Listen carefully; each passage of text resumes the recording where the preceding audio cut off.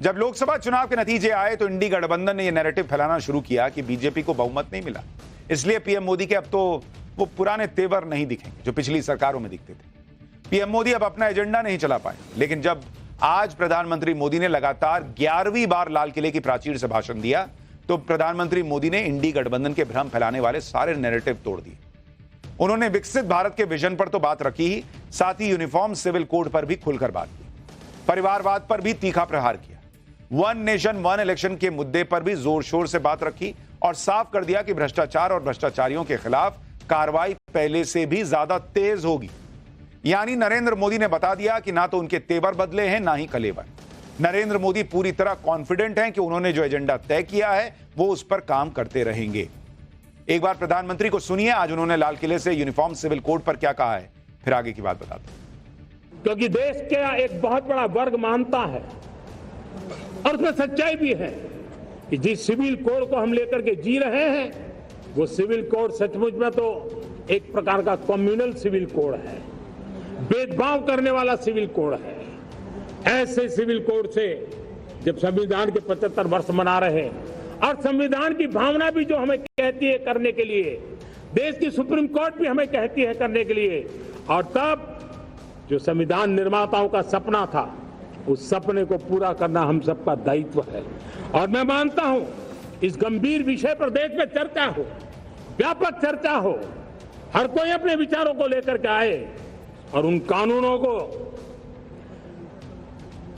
जो कानून धर्म के आधार पर देश को बांटते, जो ऊंच नीच का कारण बन जाते हैं, ऐसे कानूनों को आधुनिक समाज में कोई स्थान नहीं हो सकता है। और इसलिए मैं तो कहूंगा अब समय की मांग है कि देश में एक सेकुलर सिविल कोड हो। हमने कम्युनल सिविल कोड में 75 साल बिताए हैं, अब हमें सेक्युलर सिविल कोड की तरफ जाना होगा। यानी प्रधानमंत्री नरेंद्र मोदी ने यूनिफॉर्म सिविल कोड भी छोड़िए, यूसीसी छोड़िए, एससीसी की बात कर दी, सेक्युलर सिविल कोड। इतना ही नहीं, पीएम मोदी ने परिवारवाद को लोकतंत्र के लिए बड़ी चुनौती बताया। कहा कि लोकतंत्र की मजबूती के लिए राजनीति को परिवारवाद और जातिवाद से मुक्ति दिलाना जरूरी है। यह सब कैसे होगा इसका भी प्लान पीएम मोदी ने आज लाल किले से भाषण देते हुए बताया। सुनिए एक बार। जब मैं देश में एक चिंता हमेशा कहता हूं, परिवारवाद, जातिवाद भारत के लोकतंत्र को बहुत नुकसान कर रहा है। देश को, राजनीति को हमें परिवारवाद और जातिवाद से मुक्ति दिलानी होगी कि हम जल्द से जल्द देश में राजनीतिक जीवन में जनप्रतिनिधि के रूप में 1 लाख ऐसे नौजवानों को आगे लाना चाहते हैं। शुरुआत में 1 लाख नौजवानों को आगे लाना चाहते हैं जिनके परिवार में किसी का भी कोई राजनीतिक बैकग्राउंड न हो। पीएम मोदी पहले भी परिवारवाद और भ्रष्टाचार के बीच स्ट्रॉन्ग कनेक्शन की बात कहते रहे, इसलिए उन्होंने आज भी स्पीच में यह साफ कर दिया कि भ्रष्टाचार के खिलाफ उन्होंने जो जंग छेड़ी है वो अब और तेज होगी। पीएम मोदी ने किसी का नाम तो नहीं लिया, लेकिन भ्रष्टाचारियों के महिमा मंडन को समाज के लिए नई और सबसे बड़ी चुनौती बताया।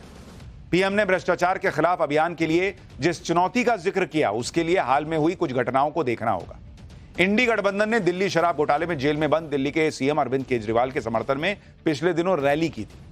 इसी तरह भ्रष्टाचार के केस में फंसे अपने नेताओं को लेकर इंडी गठबंधन लगातार पीएम मोदी को निशाने पर लेने की कोशिश करता है। इसलिए पीएम मोदी ने बिना किसी का नाम लिए भ्रष्टाचारियों के महिमा मंडन की चुनौती का जिक्र किया। सुनिए। सबसे बड़ी नई चुनौती आई है। भ्रष्टाचारियों से निपटना तो है ही, लेकिन समाज जीवन में उच्च स्तर पर एक जो परिवर्तन आया है वो सबसे बड़ी चुनौती भी है और एक समाज के लिए सबसे बड़ी चिंता भी है।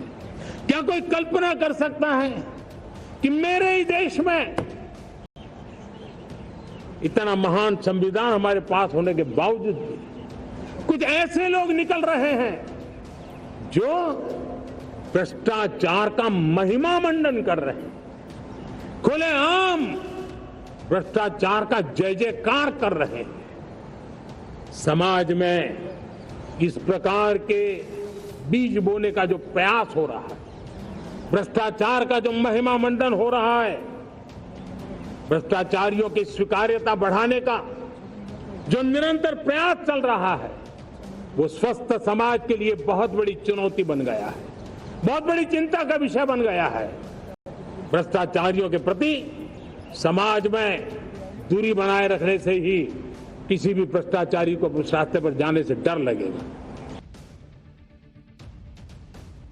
पीएम मोदी ने लाल किले से दिए भाषण में बांग्लादेश में हिंदुओं पर हो रहे हमलों की भी बात की। पीएम ने कहा कि वो चाहते हैं बांग्लादेश में हिंदुओं और दूसरे अल्पसंख्यकों की सुरक्षा सुनिश्चित की जाए। उन्होंने बांग्लादेश में हालात जल्द ही सामान्य होने की भी उम्मीद जताई। बांग्लादेश को लेकर उन्होंने क्या कहा वो भी सुनिए। बांग्लादेश में जो कुछ भी हुआ है उसको लेकर पड़ोसी देश के नाते चिंता होना, मैं इसको समझ सकता हूं। मैं आशा करता हूं कि वहां पर हालात जल्द ही सामान्य होंगे। खास करके 140 करोड़ देशवासियों की चिंता कि वहां हिंदू, वहां के अल्पसंख्यक, उस समुदाय की सुरक्षा सुनिश्चित हो। भारत हमेशा चाहता है कि हमारे पड़ोसी देश सुख और शांति के मार्ग पर चले। शांति के प्रति हमारा कमिटमेंट है, हमारे संस्कार है। हम आने वाले दिनों में बांग्लादेश की विकास यात्रा में हमेशा हमारा शुभचिंतन ही रहेगा। यानी प्रधानमंत्री ने खुलकर हिंदुओं की भी बात की, प्रधानमंत्री ने खुलकर सेक्युलर सिविल कोड की भी बात की, भ्रष्टाचार पर एक्शन चलता रहेगा इसकी भी बात की। लेकिन उन्होंने देश के लिए जो मंत्र है कि कैसे 2047 तक विकसित भारत बनना है उसकी भी बात की। पीएम मोदी ने अपने भाषण में जिन सेक्टर्स पर चर्चा की जिसके जरिए भारत 2047 का मिशन पूरा करेगा विकसित भारत बनने का, उसके बारे में आपको बताता हूं। इसमें पहला सेक्टर है मेड इन इंडिया के तहत चिप सेमीकंडक्टर सेक्टर। दरअसल भारत अभी सेमीकंडक्टर के लिए दूसरे देशों पर निर्भर है, इसलिए पीएम मोदी का विजन है कि भारत सेमीकंडक्टर चिप को इंपोर्ट करने की बजाय भारत में तैयार करे। इसके लिए पीएम मोदी ने देश में 3 सेमीकंडक्टर फैब्रिकेशन प्लांट्स बनाने का टारगेट रखा है, जिसके लिए भारत सरकार ने 1,27,000 करोड़ रुपए का निवेश भी कर दिया है। इसमें पहला प्लांट ताइवान की एक चिप कंपनी के साथ पार्टनरशिप में गुजरात के धोलेरा में तैयार किया जा रहा है। इस प्लांट में दिसंबर 2026 तक सेमीकंडक्टर का प्रोडक्शन शुरू हो जाएगा। दूसरा प्लांट गुजरात के साणंद में जापान और थाईलैंड की चिप कंपनी के पार्टनरशिप में तैयार हो रहा है। इसके अलावा तीसरा सेमीकंडक्टर प्लांट असम के जागी रोड में खोला जाएगा। इसके अलावा पीएम मोदी ने 2030 तक भारत को सेमीकंडक्टर सेक्टर में दुनिया के टॉप 7 देशों में पहुंचाने का टारगेट रखा है। यानी भारत सेमीकंडक्टर चिप बनाने के साथ साथ उसे पूरी दुनिया में बेचेगा भी। विकसित भारत के लिए पीएम मोदी ने दूसरा सेक्टर गेमिंग इंडस्ट्री को चुना। इसमें कंप्यूटर और मोबाइल पर खेले जाने वाले ऑनलाइन और ऑफलाइन दोनों तरह के गेम शामिल हैं। अभी इस सेक्टर में जापान का दबदबा है, लेकिन आपको जानकर हैरानी होगी कि भारत गेमिंग सेक्टर में 21% की स्पीड से आगे बढ़ रहा है। अगले 5 साल में भारत की गेमिंग इंडस्ट्री करीब 76,000 करोड़ रुपए तक पहुंच जाएगी। इस समय भारत में करीब 1400 गेमिंग कंपनियां और स्टूडियो पे काम हो रहा है। आपको सुनकर हैरानी यह भी होगी कि 2019 से 2023 के बीच भारत में गेम डाउनलोड 500 करोड़ से बढ़कर 900 करोड़ से ज्यादा हो चुका है, जो दुनिया में सबसे ज्यादा है। पीएम मोदी का यह भी मानना है कि जब भारत में सबसे ज्यादा गेमिंग का मार्केट है तो भारत की अपनी गेमिंग इंडस्ट्री को बढ़ाना चाहिए। प्रधानमंत्री मोदी का विजन है कि भारत के गेम डेवलपर्स ऐसे गेम बनाएं जिसमें भारत की गौरवशाली संस्कृति और योद्धाओं को शामिल किया जाए। आज लाल किले से पीएम मोदी के भाषण की तुलना पूर्व प्रधानमंत्रियों के भाषण से भी हो रही है। मोदी ने आज अपने भाषण में हर फैक्ट को बहुत क्लैरिटी के साथ समझाया, हर बात को डेटा के साथ देश के सामने रखा, जबकि पिछले दौर के प्रधानमंत्री अपने भाषण में किस तरह की बातें रखते थे आपको यह भी समझना चाहिए। जैसे 1950 में महंगाई को लेकर प्रधानमंत्री नेहरू ने यह कहा था कि महंगाई हमारी गलती नहीं है क्योंकि कोरिया में युद्ध चल रहा है, इससे लोगों ने भारत में जरूरी वस्तुओं की कीमतें बढ़ा दी हैं। इसके बाद करीब 10 साल बाद 1959 में नेहरू ने लाल किले से कहा कि जनता महंगाई से परेशान है, लेकिन यह पूरी तरह से सरकार के कंट्रोल में नहीं है। हमारी सरकार इसे कंट्रोल करने की कोशिश कर रही है। जब दूसरी तरफ मोदी सरकार ने कोरोना काल के बाद यूक्रेन और इजरायल युद्ध के दौर में भारत की महंगाई दर कंट्रोल कर रखी है। जुलाई 2024 में रिटेल महंगाई दर 3.5% रही, जो पिछले 5 साल में सबसे कम है। 1957 के भाषण में नेहरू ने कहा था कि पाकिस्तान हमारा पड़ोसी है, वो भारत के दिल और बाजुओं का हिस्सा है। हम पाकिस्तान से लड़ाई करने का कैसे सोच सकते हैं? लेकिन पीएम मोदी का कहना है कि भारत अपनी रक्षा करने के लिए घर में घुसकर मारता है, सर्जिकल और एयर स्ट्राइक करता है। इसी तरह 1980 में इंदिरा गांधी ने देश की बुरी हालत के लिए पूर्व की मोरारजी देसाई और चौधरी चरण सिंह की सरकार को जिम्मेदार ठहरा दिया था, जबकि ये दोनों लोग सिर्फ 1977 से जनवरी 1980 के बीच करीब 2.5 साल प्रधानमंत्री पद पर थे। लेकिन नरेंद्र मोदी दूसरों पर जिम्मेदारी नहीं डालते, वो विजन रखते हैं और उसको डिलीवर करके भी दिखाते हैं। लाल किले की प्राचीर से भाषण खत्म करने के बाद पीएम मोदी इस समारोह में पहुंचे, बच्चों से भी मिले। इस दौरान बच्चों में प्रधानमंत्री के हाथ छूने की होड़ सी लग गई। जब पीएम मोदी ने देखा कि कुछ बच्चे उनकी पहुंच से काफी दूर बैठे हैं, तो पीएम मोदी बच्चों के बीच खुद पहुंच गए।